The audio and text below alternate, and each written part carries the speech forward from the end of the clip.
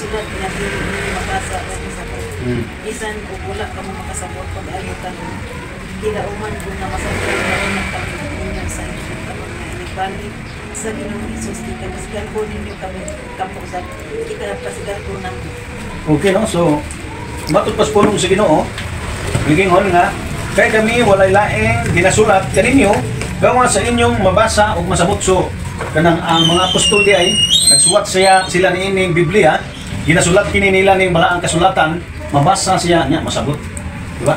So pagbasa pa dahil nato di ay masabot na yung ni siya. Hindi na yung nga, kung hindi mo makasabot makasabot lagi po niya mo, matod pang apostol Pablo. So wala kuno sila laing ginasulat gawas sa mabasa o masabot. So klaro nga sa diha nga basahon ang pulong sa Ginoo, masabtan gyud siya. So dili pa ningon ba ba nga ay magdili pa ko kasabot ana. So mahinungdan nga klaro gyud ang Biblia nga kung unsay ato mabasa, masabtan siya. So dili pwede nga ang tao magpalingog-lingog kay masabtan na gyud. Di ba? Oh. Now, nangatong Domingo, ato magitong giklaro gyud kung unsa ang nasulat sa Biblia. Ato magitong gitinaw nga mao di ang mga kalainan sa uban nga mga Kristohanon o sa uban pong Kristohanon, adunay mga kalainan nga adunay usa ka pundok, adunay usa ka relihiyon, adunay usa ka grupo nga sila naghimo o nagbuhat o nagbaton nga ng mga larawan o ribulto matod sa Biblia. Yan doon na po yung mga pundok nga mo din wa sila. So ato din nagtataw, atong nakita sa Biblia nga mao din ang mga aduna din mga rason og ngano. No, so atong nasabtan nga mao din ining punduka, mao din sila nga dili tungod kay adunay basihan o adunay mabasa niya ato nga nasabot.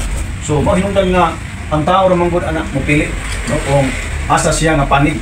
Kung mopanig gyud ka sa balaod sa Dios, kung mopanig gyud ka sa kanang gitawag nga pulong sa Dios, so siyempre motuo mosunod tas pulong sa Dios. Pero kung ari ta panig sa gitawag og mga tradisyon at ta panig sa mga pagtulon-an doktrina nga gihimo og relihiyon, so maari mapasantabi gyud ang kanabang mapadaplin gyud ang Biblia, mapadaplin gyud ang kasulatan sa Dios kundi ang sundon sa tao kung unsay naandan para magingon baliad ba nga kung unsay namatan mao po'y pagkamatyan o mao man ang rasuna sa tao no. Pero sa ato lang nalaging gikaingon lagay naara magutas gitawag nga pagrespeto sa katungod manggod ato man ang pagpili no. Man di man gyud tagid dili wala may pursahan mo tanang atong Ginoo sa dihang nagwali ang Ginoo nato didto sa Israel o ang nagwali ang mga apostol.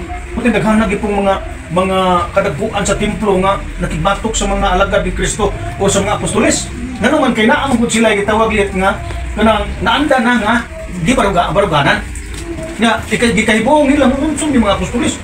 Ngano man sila nga unsong nila pamulong diha gipanulti.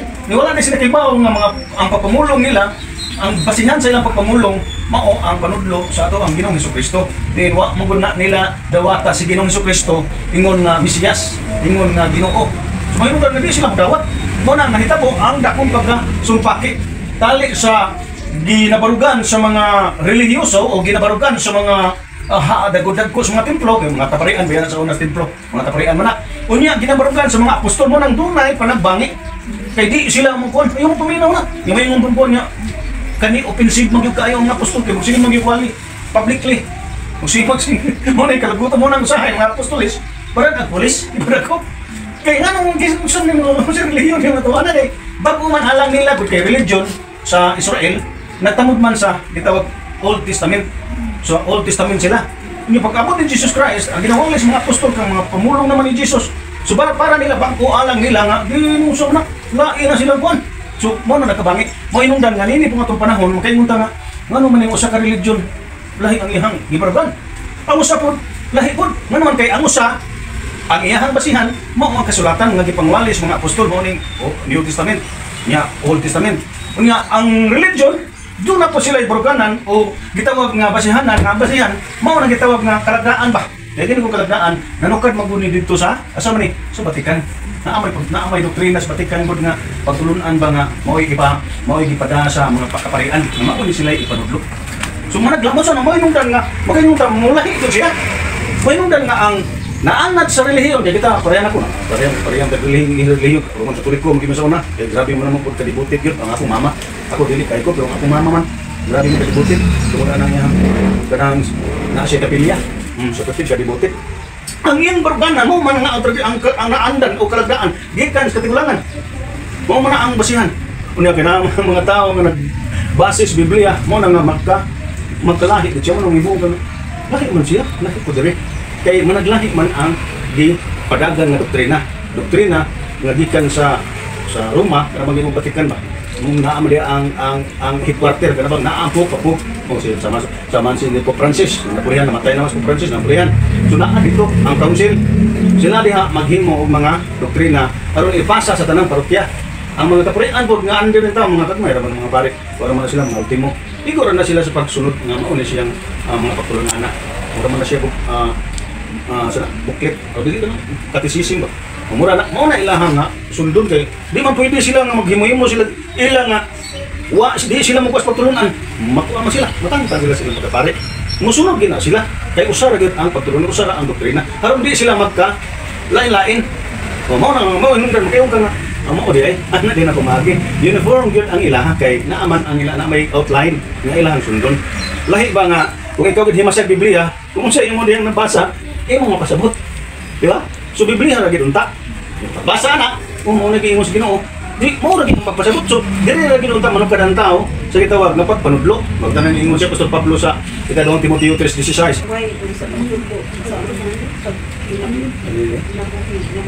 ato ano so tibuok kasulatan gihatag sa Dios alang sa pagpanudlo panulid pamadlong pagmatuto sa matarong so ang basihan gyud sa pagpanudlo gid ay sa mga apostoles ang basihan sa pagpanudlo sa mga alagad sa Dios pinagyon na kasulatan dili na hinuon sa tao dili na hinuon sa religion dili na hinuon nga mga uniform Biblia lang so dapat mauni ang basihan sa pagpanudlo mapigil ng Pablo nga tibuok nga kasulatan kini gamito ni para panudlo panulid pamadlong nya matuto i-train ang mga tao sa pagkamatarong mao ra gid unta pag maghimo na pag imong pamaagi mo nang tungod ni Ginoong Kristo sa Marcos 7 nga kanang tungod sa inyong gi pagtulunan nga hinimog tawo inyo na imong gipagwalay dili ang Biblia o pulong sa Dios di ba na karon di ba nagkisgot magkatulog larawan ako nang gitudlo ninyo kay para dili magpabilin sa inyong kasing-kasing bag o question yes inyong una na mo gumuigsuon na anak si Tatay Marcos ba nga bakit di mo gumugausaw mag-isgot na religion so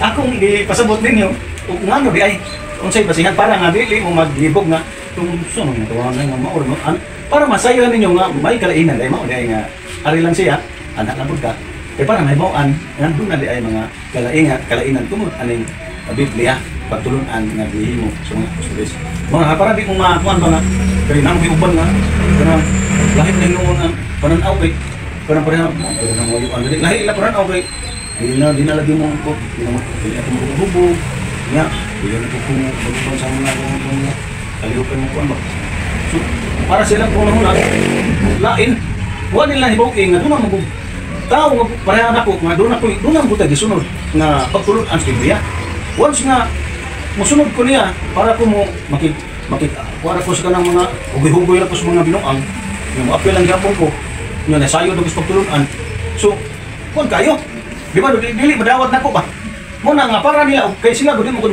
mo gud sila wa mo sila mahibaw o unsa di ay rason kay di mo pud pwede sila babasanihan kay di man namin may magayon sila jili kay namin naman so atong gipasabot nila o unsa naron unsa di stand ni Carol o unsa di stand ni Unjik o ninyo para atong may bukan base ang Biblia.